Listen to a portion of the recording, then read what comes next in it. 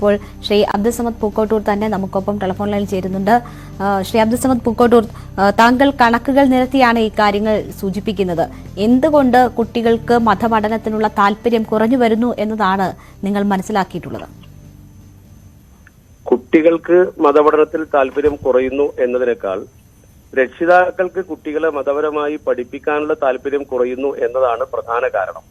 കാരണം ഈ പ്രായത്തിലുള്ള കുട്ടികളെ സംബന്ധിച്ചിടത്തോളം അവരെ വീട്ടിൽ നിന്ന് നിർദ്ദേശിക്കുന്ന വിധം പഠിക്കാനും മുന്നോട്ട് പോകാനും അവർ തൽപരരാണെങ്കിലും നമ്മുടെ ഇന്നത്തെ രക്ഷിതാക്കളെ സംബന്ധിച്ചിടത്തോളം അവർക്ക് കേവലം ഒരു ജോലി ലക്ഷ്യമാക്കിയുള്ള പഠനം മാത്രമാണ് പ്രധാനം. ഭൗതിക വിദ്യാഭ്യാസമാണെങ്കിലും ധാർമ്മികതയോ മൂല്യബോധമോ നൽകുന്നതിന് പകരം ഒരു കോഴ്സ് പാസ്സായി കുട്ടി ഒരു ഏണിംഗ് മെമ്പറായി മാറുക എന്നതാണ് ഓരോ രക്ഷിതാക്കളും ഇന്ന് ആഗ്രഹിക്കുന്ന ഏറ്റവും പ്രധാനപ്പെട്ട കാര്യം.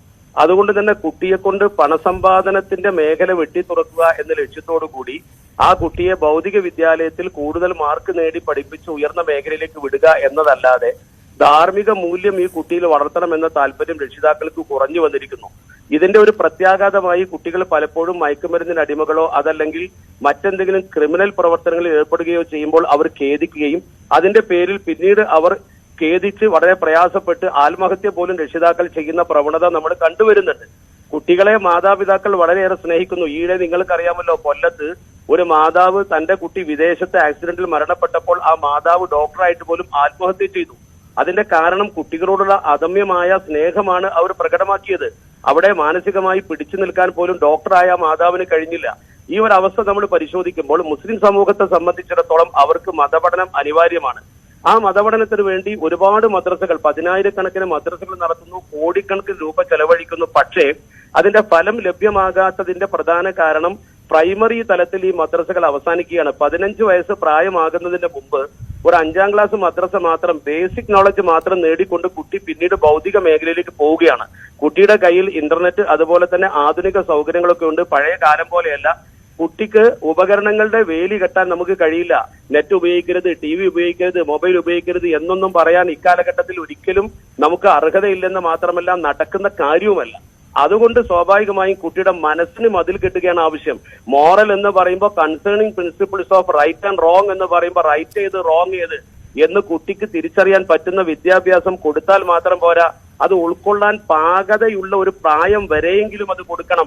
അത് നടക്കുന്നില്ല എന്നാണ് ഇന്നലെ കോഴിക്കോട്ട് വെച്ച് മാനേജ്മെന്റ് അസോസിയേഷന്റെ പ്രതിനിധികളെ വിളിച്ചുകൊണ്ട് ഞാൻ എന്റെ പ്രസംഗത്തിൽ സൂചിപ്പിച്ചത്. അത് ഒരു അപകടകരമായ പ്രവണതയാണ്. അതിന്റെ ഭാഗമായി നമ്മുടെ കുട്ടികൾ LGBT സംസ്കാരത്തിലേക്കും അതുപോലെ അന്യമതസ്ഥരുടെ കൂടെ ഓടിപ്പോകാനും നാം മക്കളെ ഈ രീതിയിൽ കാണുന്ന സാഹചര്യത്തിൽ ഖേദിച്ചിട്ട് ഫലമില്ല, അതിന് ബഹളം വെച്ചിട്ട് ഫലമില്ല. നമ്മൾ ഈ പ്രക്രിയ അവസാനിക്കണമെങ്കിൽ നമ്മൾ തൂമ്പിൽ വളമിട്ടത് കൊണ്ട് കാര്യമില്ല, മുരട്ട് തന്നെ വളമിടണം എന്ന് പറഞ്ഞാൽ കുട്ടിയെ ശരിക്കും ഒരു പക്വതയും പാകതയും മെച്ചുറാകുന്നത് വരെ നല്ല മൂല്യബോധം പഠിപ്പിക്കുന്ന ഒരു അവസ്ഥയിലേക്ക് രക്ഷിതാക്കൾ ഉണരണം എന്നാണ് ഞാൻ സൂചിപ്പിച്ചത്.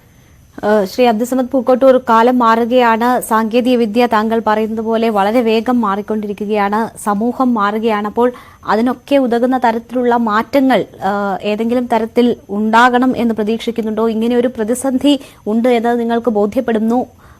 അപ്പോൾ ഏത് തരത്തിൽ ഇടപെടാനാണ് നിങ്ങൾ ശ്രമിക്കുന്നത്?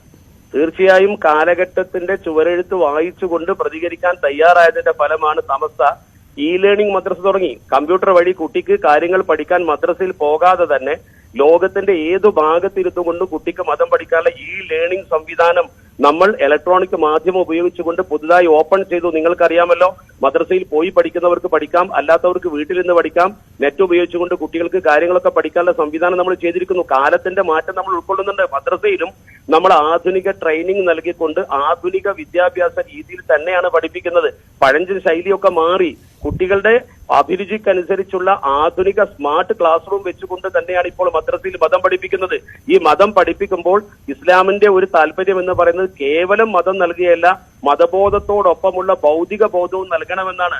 ഖുർആന്റെ ആദ്യത്തെ നിർദ്ദേശം തന്നെ വായിക്കുക, പഠിക്കുക എന്നാണ്, വിശ്വസിക്കുക എന്നല്ല. ഒരു സമൂഹത്തോട് അന്ധമായി വിശ്വസിക്കാനല്ല ഇസ്ലാം പറഞ്ഞത്. നിങ്ങൾ വായിക്കുകയും പഠിക്കുകയും ചിന്തിക്കുകയും ചെയ്തുകൊണ്ട് ദൈവാസ്തിക്യത്തെക്കുറിച്ച് നിങ്ങൾ പഠിച്ചു വിശ്വസിക്കണമെന്നാണ്. അന്ധമായ വിശ്വാസമല്ല ഇസ്ലാം ആഗ്രഹിക്കുന്നത്. അതുകൊണ്ട് ചുറ്റുപാടുകളെ കുറിച്ച് പഠിച്ചും കാലത്തെക്കുറിച്ച് പഠിച്ചും കുട്ടി വളരുന്നതിന് ആവശ്യമായ വിദ്യാഭ്യാസ സംവിധാനം നമ്മൾ ഒരുക്കുമ്പോഴും കേവലം തൊഴിലധിഷ്ഠിത വിദ്യാഭ്യാസമായി വിദ്യാഭ്യാസത്തെ മാറ്റുന്ന ഒരു അഭ്യാസ പ്രക്രിയയാണ് ഭൂരിപക്ഷം രക്ഷിതാക്കളും ചെയ്യുന്നത്. അത് ഇസ്ലാമിൽ മാത്രമല്ല, ഹൈന്ദവ സമൂഹത്തിലും ക്രൈസ്തവ സമൂഹത്തിലും ഒക്കെ അങ്ങനെയുണ്ട്. അതുകൊണ്ടാണല്ലോ ഇത്രയൊക്കെ മതപാഠശാലകളും ധാർമ്മിക ബോധന വേദികളും ഉണ്ടായിട്ടും നമ്മുടെ നാട്ടിൽ സാംസ്കാരിക കേരളത്തിൽ പോലും കൊലപാതകങ്ങളും അഴിഞ്ഞാട്ടങ്ങളും വൃത്തികേടുകളും മയക്കുമരുന്നും ഒക്കെ വർദ്ധിക്കുന്നത്.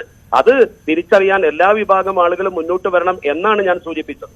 ശരി, വളരെ നന്ദി ശ്രീ അബ്ദുൾ സമദ് പൂക്കോട്ടൂർ ഞങ്ങളോട് ഈ അവസരത്തിൽ പ്രതികരിച്ചതിന്.